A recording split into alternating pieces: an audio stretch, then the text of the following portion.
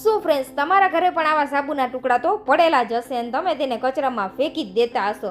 તો હવે સાબુના ટુકડા ફેંકતા પહેલા આ વિડીયો તમે જરૂરથી જોઈ લેજો. આ વિડીયો જોઈ લેશો ને એટલે તમે સાબુના ટુકડા ક્યારે પણ નહીં ફેંકો.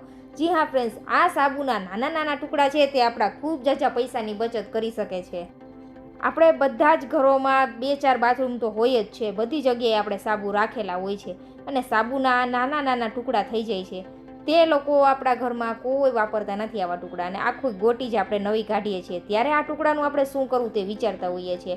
ટુકડા થઈ જાય એટલે આપણે સાબુ કચરામાં ફેંકી દઈએ છીએ. તો કચરામાં ફેંકવા કરતાં આ રીતે તમે તેનો રીયુઝ કરી લેશો ને તો તમારા ખૂબ જાજા પૈસાની પણ બચત થશે અને સાબુ પણ રીયુઝ થઈ જશે.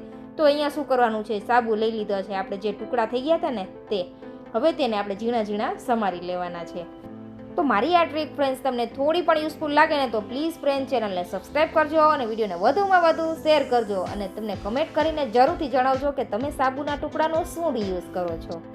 અને વિડીયો સારો લાગે ને યુઝફુલ લાગે ને તો જરૂરથી ફ્રેન્ડ્સ ચેનલને સબસ્ક્રાઈબ કરવાનું તો ભૂલતા જ નહીં. સાથે લાઇક શેર જરૂરથી કરજો. તો આ રીતે આપણે બધા સાબુના ટુકડા કરી દેવાના છે. તો અહીંયા એવું નથી કે ઓલો સાબુ ન ચાલે, ઓલો સાબુ ન ચાલે. બધા બાથરૂમમાંથી તમારે બધા ટુકડા જેટલા સાબુના થઈ ગયા હોય તે ભેગા કરવાના, અને જ્યારે પણ ટુકડા ભેગા થઈ જાય ત્યારે તમારે આ રીયુઝ કરી લેવાનો. તો હવે શું કરશું, આપણે થોડું ગરમ પાણી લેશું. ઉકળતું ગરમ પાણી જ લેવાનું છે. હવે આ ગરમ પાણીની અંદર આપણે આ બધા ટુકડા ઉમેરી દેવાના છે, અને ટુકડા આપણે ઝીણા જ કરેલા છે એટલે સરસ ગરમ પાણીની અંદર ઓગળી જશે. જો તમારે આ ટુકડાનો યુઝ કરીને સાબુ બનાવવો છે ને તો તમારે પાણીની અંદર નહીં ઉમેરવાના.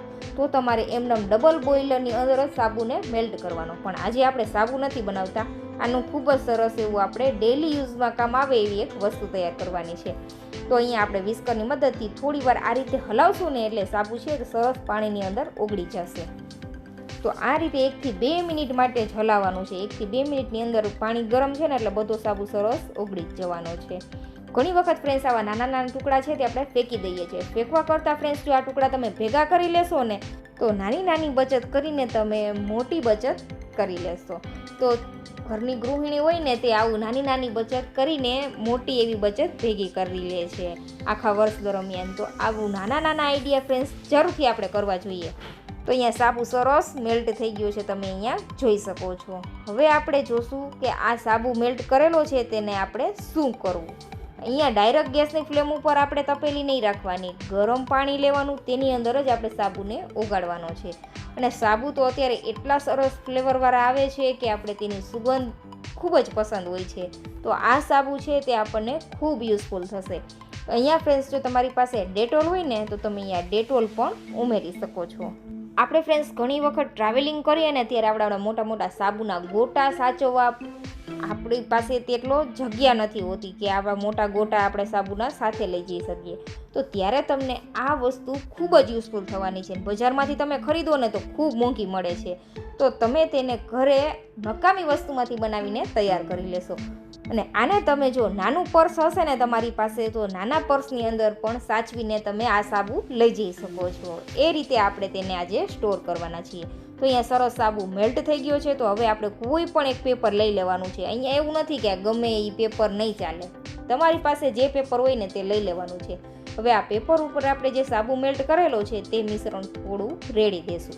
આ મિશ્રણ ઘટ જ છે, સાવ પાણી જેવું નહીં કરી નાખવાનું, ઘટ જ રાખવાનું છે. એક ગોટી થાય ને એટલા આપણે પાસે સાબુના ટુકડા હતા એટલે આપણે તેની અંદર 1 ગ્લાસ જ પાણી ઉમેરેલું છે. 1 ગ્લાસ પાણીમાં જ આપણે સાબુ મેલ્ટ કરેલો છે. હવે આ રીતે આપણે થોડું સાબુનું મિશ્રણ ઉમેરી દઈને પછી કોઈ પણ પ્રકારનું એક બ્રશ લઈ લેવાનું છે અને બ્રશની મદદથી આ રીતે સરસ ફેલાવી દેવાનું છે આપણે જે સાબુવાળું મિશ્રણ તૈયાર કરેલું તેને. અને આ સાબુ છે તે બધો એક જ કંપનીનો હતો અને ફ્લેવર જ બધી અલગ અલગ હતી એટલે સુગંધ પણ ખૂબ સરસ આવી રહી છે. બધી સુગંધ એકસાથે ભેગી થઈ ગઈ છે. એટલે એવું નથી કે અલગ અલગ સાબુ હશે તો નહીં તમે આ વસ્તુ બનાવી શકો.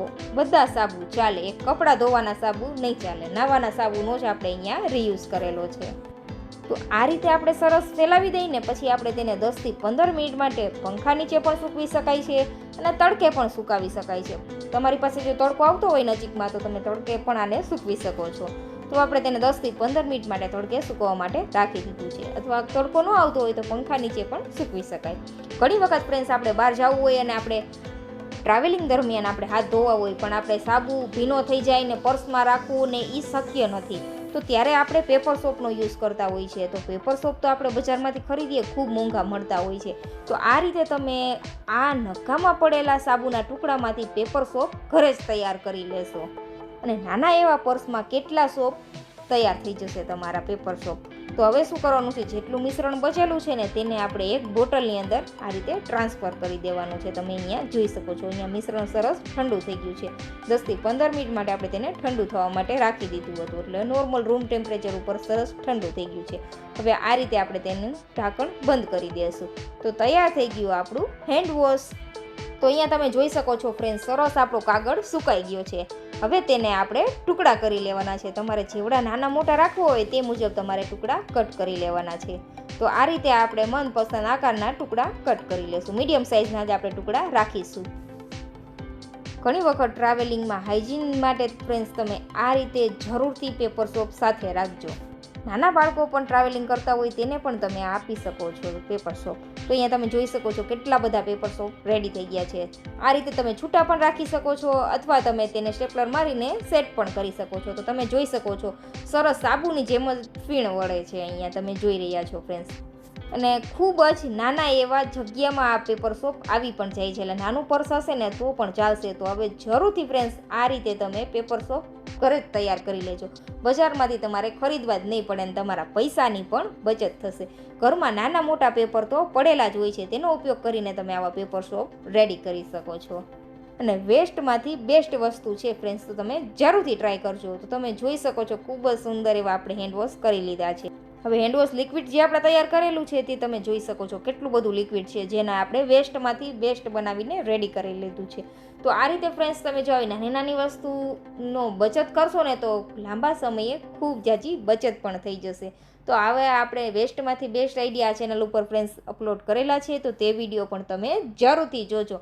અને વિડીયો સારો લાગ્યો હોય ને ફ્રેન્ડ્સ તો કમેન્ટ જરૂરથી કરજો અને ચેનલને સબસ્ક્રાઈબ કરવાનું તો ભૂલતા જ નહીં. તો તમે પણ આ રીતે સાબુના ટુકડાનો ઉપયોગ